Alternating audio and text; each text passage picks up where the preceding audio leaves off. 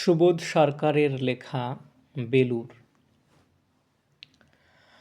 আমি একটা কোনায় দাঁড়িয়ে দেখছিলাম দুটি ছেলে গেরুয়া বসন পরে মন্দিরের সিঁড়ি মুছছিল।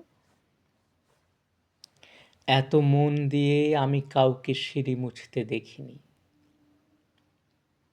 এত ভালোবাসা দিয়ে আমি কাউকে ধুলো তুলতে দেখিনি।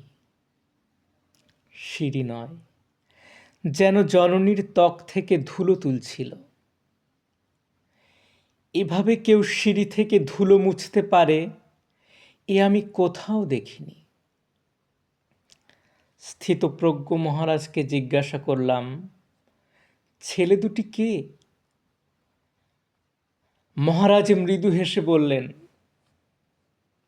একজন নিউক্লিয়ার ফিজিসিস্ট, একজন IBM এর 6 লাখ টাকার চাকরি ছেড়ে এখানে এসেছে।